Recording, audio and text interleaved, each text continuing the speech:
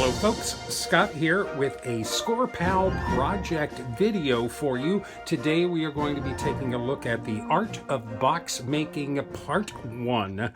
Now, Diana Crick, the designer and founder, president of Scor-Pal, and I were talking and thought it would be a great idea to do a bunch of project videos that focus on the Scor-Pal and, of course, the Scor-Tape and get them up online. So we're starting with the basics, the art of box making. I do have some winners to announce. Our last Scor-Pal video, the 1st of July, introduced the stacker to everyone, a new product from the Scor-Pal line of products, and Scor-Pal was generous enough to give 3 of those away as an introductory prize. Our 3 winners are Marilyn Solis from Mesquite, Texas, Gail Loyola from Columbus, Ohio, and Nancy Fleming from Prairie Village, Kansas. I think all of these ladies have received their stackers in the mail already. I hope you enjoy them. Thank you so much for entering. We'll try and do more giveaways as we go through these project videos. Now, when we first started talking about making these videos, Diana surprised me by saying that there were a number of people that she had heard from that have a hard time with eighths. The new Scor-Pal, of course, is called eighths because it has a score mark at every eighth of an inch. But she said a lot of people were having problems knowing where 5/8 and 7/8 are exactly on their ruler in Scor-Pal because they're not necessarily marked. So Diana came up with this great little 1/8 of an inch reminder piece that says that if you think of every inch as a pie and think of dividing your pie into 8 pieces, which is generally the number of pieces you get out of a pie, if you think of that pie as a whole inch, then it's easy to know where those 3/8 and 5/8 and 7/8 and 6/8 and 4/8 are. I think this is a great fun way to think about inches. And even on the eighths Scor-Pal, it is not marked. The eighths are not marked as far as 1 and 1/8, 1 and 3/8, 2/8. I'll have this little 1/8 of an inch reference page downloadable on my website at cardcutups.com. Of course, you can make a box any size that you like. I've always found that getting the top of a box to fit on the bottom of a box is one of the hard things to do because they are ultimately different sizes. So there is a formula for making your boxes to figure out how big a piece of cardstock you need to start with. So if you take the side of a box and the width and the other side and add those together, those are going to be the width of your paper. If you take the side of the box and the length and the side of your box and add those up again, those are going to be the length of your paper. So for a simple square box, if you've got a 2" by 2" by 1 inch tall box, then you've got 1 plus 2 plus 1 equals 4 inches, and 1 plus 2 plus 1 equals 4 inches. That's your width and your length of your box bottom. The bottom is going to be which piece you start out with first. I've got 2 pieces of cardstock here. That's going to be my bottom, 4 inches by 4 inches. Now we know the sides want to be 1 inch, so we are going to score all 4 sides at 1 inch. There we go. We've got 4 inch by 4 inch. We're going to score it on all 4 sides at 1 inch. You can score it here. You can score it here. You can turn it and do all 4 scores on one side. You can do 1 over there. You can 1 over here.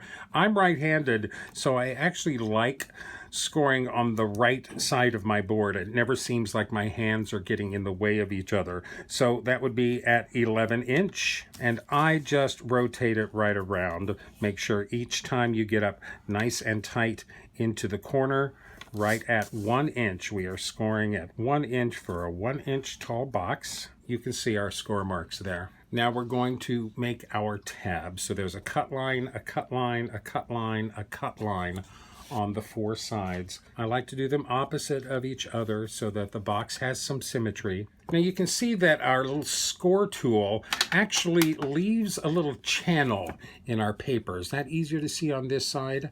There you go. That's our channel, which is going to be our fold. But let's cut this before we fold it.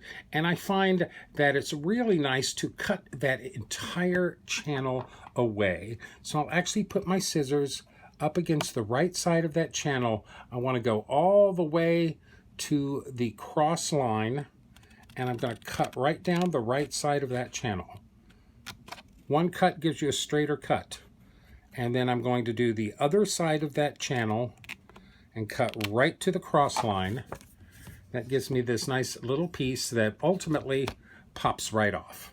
So we're actually cutting the channel away from that. We'll do the opposite side as well. Line up our scissors on the right side, go all the way to that cross, cut the right side of the channel, move to the left, cut the left side of the channel, pop out your little piece. This, I think, really saves me from having to decide where I'm going to put an angled piece or cut off a corner of the tab. I think this makes for a very, very sturdy box on all four sides. And that gives us our four cuts.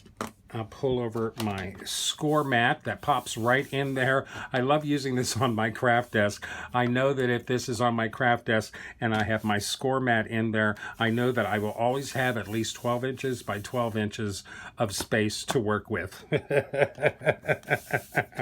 So let's go ahead and commit these creases. We're folding them all so the white of the cardstock is on the inside, just reinforcing that with my bone folder. And then we're going to do a dry fit. Take a look and see how well our sides match up with the tabs on our box. Right like that. That looks very good. This tab would go inside here. That lines up very nicely. This tab goes inside here. Nice, clean, sharp corners. We're going to grab our score tape now and put the bottom of this box together. I find the best places to put your score tape is along the fold, because that's going to be the outside of the box, and then along the top, what's going to be on the top of the box. I'm not really too concerned about this corner staying down. You can, of course, cover your entire tab with score tape if you would like. I have my 1/4 inch score tape on the top of my stacker here. We're going to pull this out. We're going to go right along our fold on the tab, and we're going to do a right angle on the outside of that tab. So the same thing on all four tabs, and there we go. Those tape lines are also actually outlined in my little box basics sheet here. I'll make sure this is available as a download on my website. Also, you can get both of these files, download them, print them out for yourself. Now, I'll generally take my bone folder and just burnish my score tape down a little bit. I find this makes releasing the backing paper extremely easy. And right there made a liar out of me. No, I'm joking. A box this small, you can go ahead and pull up your release paper on all four of your tabs at the same time. Very little chance that these are going to stick to anything else. And then we'll put our box together. Pull the tabs to the inside, line up those top edges and that corner, press it tight. Do the same thing on the opposite side. Reinforce that crease a little more. Pull both tabs inside on this side. Line up your corner and your top. Nice and straight corners. I really like that suggestion that Diana made of cutting away the entire channel on your corners. That works very nice. A very nice, square, sturdy box bottom. Now we make the top. In short, the top is made exactly the same as the bottom, but you start with a piece of cardstock that is 1/8 of an inch longer in both directions. So your box top formula is the side plus the width plus the side plus 1/8 of an inch. Both the width and the length get 1/8 of an inch added. So for a 2 by 2 by 1 inch box, we will have a piece of paper cut 4 1/8 by 4 1/8. And I just happen to have a piece of paper here cut 4 1/8 by 4 1/8. Magic of television. We're going to go ahead and score this piece. I'll go to the right side of my board again, and your height is going to be exactly the same. So we're going to score all 4 sides of these at the 1 inch mark. That's the 11 there, and right there, another 11, and one more 1 inch score mark. I'm sorry I picked paper that's so close to the color of my Scor-Pal here. I love this Scor-Pal. Diana and I were talking, and she actually told me that it cost them $7,500 to create this lovely little holder for your score tool. I just thought that was amazing. I think this is the best thing since sliced bread. I've never lost my score tool because it's so easy to pop it in that holder and it holds it so securely. Okay, let's do our cuts on this one. Again, we're going to cut away the entire channel, one side and the other side. Pull our score mat back and we'll do our folds. Commit the crease with your bone folder or your score tool. Of course, you can use your score tool for this as well. I'm in such a habit of reaching for my Teflon bone folder. Although this has certainly lost its edge over the time, so I do like scoring with the score tool. Let's give this a little bit of a dry fit. No problem there. Looks good to me. Again, got my score tape on my stacker. We'll do against the crease and at right angles on the outside. We'll give a quick burnish and pull up the liner paper. Now, since the paper was 1/8 of an inch larger on both sides, but we still took the same 1 inch score on the 4 sides, that means our center little square here is actually, instead of 2 inches, it's 2 1/8 by 2 1/8. So that's just big enough to go over the bottom of your box. So again, we'll pull the sides together. I've removed the liner paper, match the tops and the corners. Beautiful, no extra hanging over there. I'm actually shocked. I almost always have some edge that needs to be trimmed somewhere that's just not matching up to the bottom. But these all fit quite nicely in there. Now we've got a top. Here's our bottom. They fit together perfectly. Of course, since the sides of our top and bottom are both the same, I would go in there with a little hole punch and put a couple of thumb notches in the sides of your top. There you go. That gives you some place to grab the bottom as you take the top off.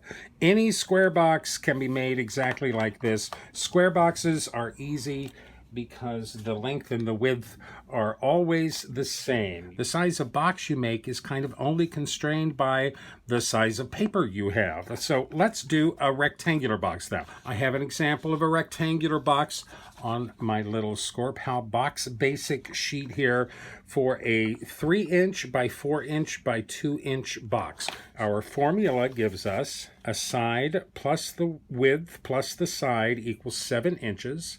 The side plus the length plus the side gives me 8 inches. So the paper I want to start with is 7 inches by 8 inches. And the sides are 2 inches, so we're going to do all of our scoring at 2 inches. Just for my comfort, I score on the right side of my Scor-Pal just because I'm right-handed. So 2 inches, of course, is 10. So we're going to score at 10 here. I could slide over here and score at 2 also. I can shift this around here and score at 10 on this side. So 2 inches on this side also. Whatever makes you happy. Now, I generally try to put the tabs on the longer side of the box. Because they're longer, they're a little less sturdy than the short sides, and I think that the tabs help reinforce the longer side of a rectangular box. That means we're going to be cutting these on this score mark here, here, here, and here. I'll grab my big scissors for this. We'll go on the right side of our channel, right to the cross, to the left side, right to the cross. These have got to be like 1/16 of an inch or something. Just cut away the channel that your score tool leaves in your cardstock. I think you'll find it really helpful. Those look pretty good. Let's commit our creases and we'll do a dry fit. Our tabs are going into the longer side. That fits well. Okay, again, we go to our Scor-Tape. The Scor-Tape always goes on the front side of the box. Inside is white, front side has the pattern. I'm using my 1/4 inch Scor-Tape still along the fold and then at a right angle on the outside. It seems a little odd when you're doing it, but if you always just remember along the fold and then right angle to that on the outside. That's all our Scor-Tape. We'll give it a little burnish and then we'll start pulling up that liner paper. And there we're ready to assemble the bottom of this rectangular box. Line up the edges, press your Scor-Tape in. There we go, nice and even. And that's the bottom of our rectangular box. Now for the top of this rectangular box, let's make the top that is only 1 inch thick. So it's a smaller top as far as the height of the top goes. Same size, we'll add 1/8 of an inch to it to make it a little bigger so it fits over our bottom, but we're gonna make a little bit smaller top. So on my little sheet, it's not taking that into account. This is making the bottom as tall as the top is. So this top 3 by 4 by 2, we're going to do a 3 by 4 by 1. So that's the side width side plus 1/8, 5 1/8. The side length side plus 1/8, 6 1/8. That's for the top. So we're going for a piece of paper that's 5 1/8 by 6 1/8. Now we only want this to be 1 inch tall, so we will score this at 1 inch on all 4 sides. Again, I like it on my right side at 11 inches. I want all of these at 1 inch. When your top and bottom of your box are different sizes, then you don't have to worry about cutting a finger notch. And again, we're going to cut out that entire channel as straight as possible, both sides of the indentation that is on your cardstock. Let's go ahead and commit the creases on these, and we go back to our Scor-Tape. We're still on the 1/4 inch Scor-Tape along the crease and right angle to the outside. Give those a quick burnish down and remove the liner paper. I forgot to do a field test, didn't I? This one seems good. Let me see if I can do the dry fit. That one seems okay. Glue down our other edges. Nice and flush on top.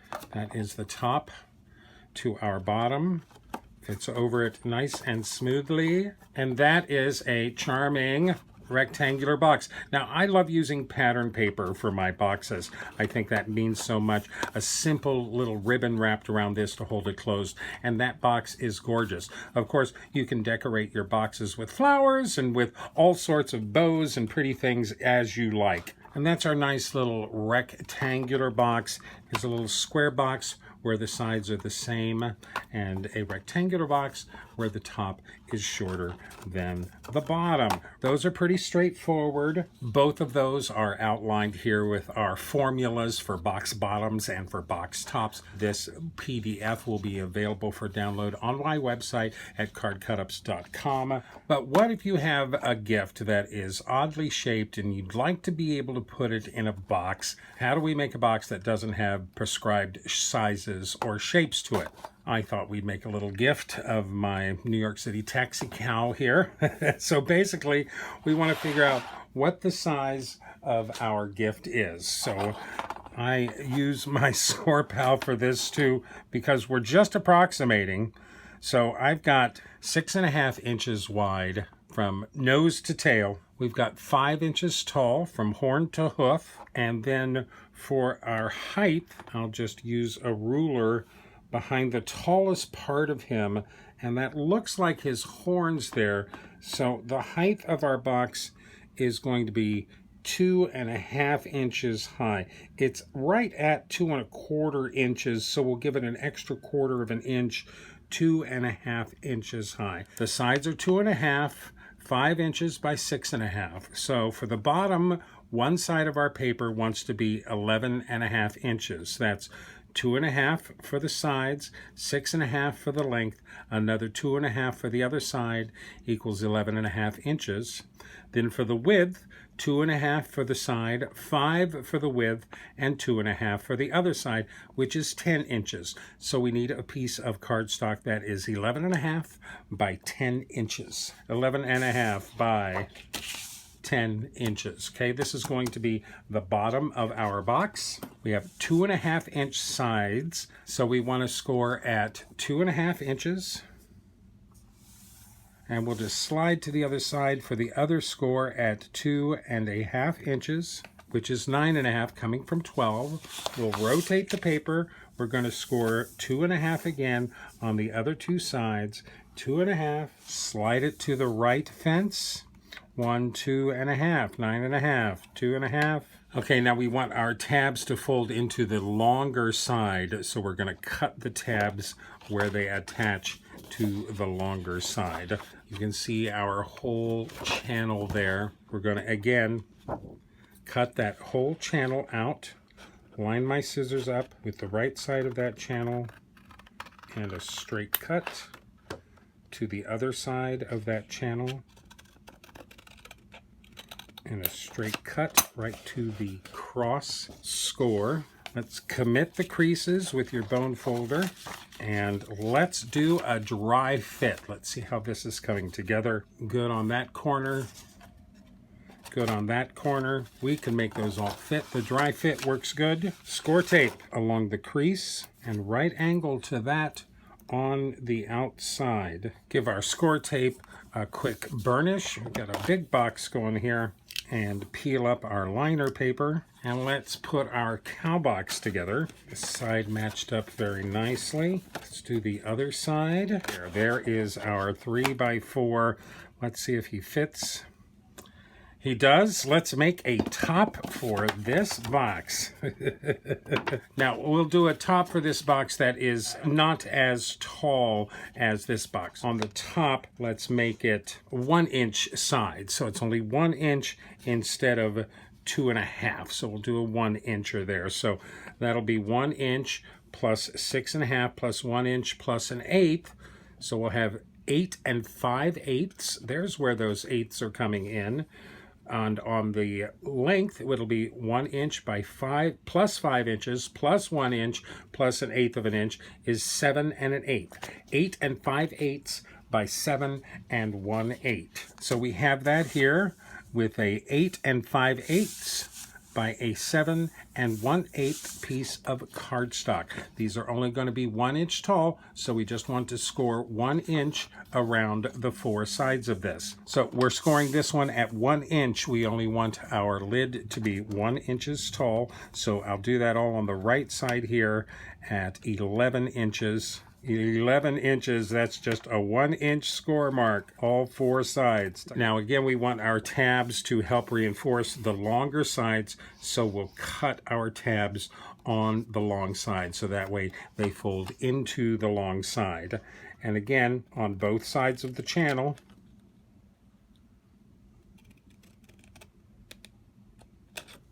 cut that whole channel away. I like these little 1 inch tabs. Makes it extremely easy to cut. There's our 4 tabs cut. Let's reinforce these creases. Commit your crease. And we'll do a dry fit. See how these match up together? That corner looks good. I'm going to say all of these are going to match up very nicely. Back to our 1/4 inch Scor-Tape coming off of my stacker here. Along the crease and right angles on the outside, along the crease, and right angle along the outside. Burnish our Scor-Tape down really quickly. Pull up the liner paper. Let's do one side at a time on this. Fold in our sides. Make sure everything's got a good crease on it. Let's match up this corner first. Very nice. Match up this corner. Very nice. Nice even edges. Remove our liner paper from our other 2 tabs. and set those corners. Really nice. Those edges match up very nicely. So now we've got a nice box top for our big box bottom. Make sure they fit. There they go, very nicely. A little tissue paper, my little cow, and the lid. Again, I love using these matching pattern papers. I think they work really nicely. A simple little bow on the top of this would make it fairly stunning. So that's part one in the art of box making. I love making boxes. Every year I give Christmas ornaments to my family. Most of the time they're handmade, and of course I have to make a little box for each of those ornaments. I know that if I buy something in a store that doesn't necessarily come in a box, that I can create a box for it that anyone would be pleased to receive. So that's our bounty of boxes and our first ever Scor-Pal Project video. Stick with us. I think we're going to be doing these once a month. I think we will have the Art of Box Making Part 2 next month. In Part 2, I think we'll look at some double thickness walls. If you want to make the walls of your box double thickness, you have something a little heavier that you want to put in your box. These are single thickness walls. We can do some boxes with double thickness that actually hide our tabs as well. So I think we'll be looking at the double thickness boxes next month. I hope this was a little informative, maybe gave you a tip or two if you're an avid box maker or have never made a box before. I hope this is helpful. Let me know in the comments down below. Of course, we have our 2 little guide downloads available at cardcutups.com. Go to the website there, download these little guides for you. Handy to have it in case you're just getting into box making, and sometimes handy to have if you just need to be reminded. Thank you so much for joining me, folks. I hope you enjoyed this. I had a great time with these. Now I'm going to have to find gifts to fit all of these boxes. Thank heavens Christmas is coming up. Please give us a thumbs up for this video. That lets YouTube know that it should share it with other like-minded people. Remember to like me, list me, pin me, post me, share me with all of your friends. I wish you health and happiness and happy crafting.